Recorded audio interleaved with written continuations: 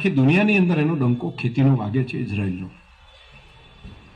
આપણે ખેતી તરીકે તમને બધાને હું કહું છું, હું તમારો પોતાનો છું, હું આ ધરતીમાં જન્મ્યો છું અને ખેડૂતના ઘરે જન્મીને પોતે ખેતી કરી છે.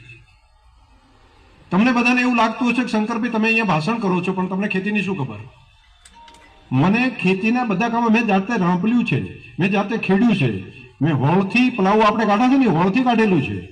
મને નાડતા ઝાડાનું નાડતા આવડે અને મને જે આપણો વાવણી હોય એનું નાડતા આવડે છે. બેનું નાડવાનું શરીક નોખું નોખું હોય એ મને ખબર છે. આ બધા કામ મેં કર્યા છે. હમાર શરીક ચારે આલા એ ખબર છે કે શરદ પૂનમ આવી હોય ને એ ટાઈમે આપણે સાહમો અમે વાવતા હોય ત્યારે જઈને એ રાતે જઈને હમાર હાલતા ખેડીને એનો ભેજ હગવી. આ બધા કામ જાતે કરેલા છે. જ્યારે પિયત નતું એ ટાઈમે કામ જાતે મેં કર્યું છે. 10 વર્ષની ઉંમરે એ ટાઈમે हमार ऊपर बेहतो ते हमारा भाग्या के हाथी होय तो एना भेगा जईने मने कहता के आ रांप ऊपर तो रांपिया ऊपर बिहारो तेना ऊपर बे पकड़ीने आखी रात रात बैठेलो छुं अने एमां भफोडું आई गयुं होय ने पेलामां अने पछी पेला खरपियाथी पाड़ता होय ने ए पछी धोड़ायो होय मने ई जाते अनुभव मन छे के एमां एरोय माली पर आई गयो होय ने ए पेलो आ बधा अनुभवमांथी पसार थयो छुं ने पछी दुनिया में जोई छे पछी तमने कहूं छुं. એટલે એવું નથી કે દુનિયાથી બહારનું મેં જોઈને બાકીની દુનિયાની હું વાત કરું. કે દુનિયાની અંદર એનો ડંકો ખેતીનો વાગે છે, ઇઝરાયલનો. આપણે ખેતી તરીકે તમને બધાને હું કહું છું, હું તમારો પોતાનો છું, હું આ ધરતીમાં જન્મ્યો છું અને ખેડૂતના ઘરે જન્મીને પોતે ખેતી કરી છે.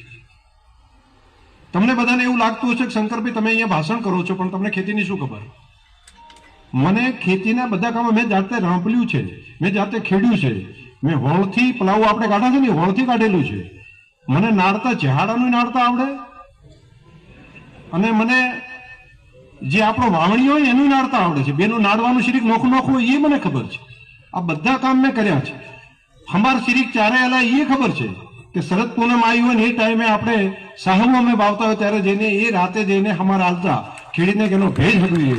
આ બધા કામ જાતે કરેલા છે. જ્યારે પિયત નતું એ ટાઈમે કામ જાતે મેં કર્યું છે. 10 વર્ષની ઉંમરે એ ટાઈમે હમાર ઉપર બેહતો તે અમારા ભાગ્યા કે હાથી હોય તો એના ભેગા જઈને મને કહેતા કે આ રાંપ ઉપર તો રાંપિયા ઉપર બિહારો તેના ઉપર બે પકડીને આખી રાત રાત બેઠેલો છું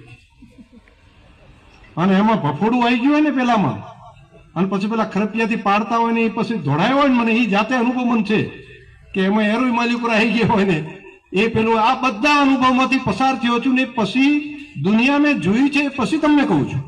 એટલે એવું નથી કે દુનિયાથી બહાર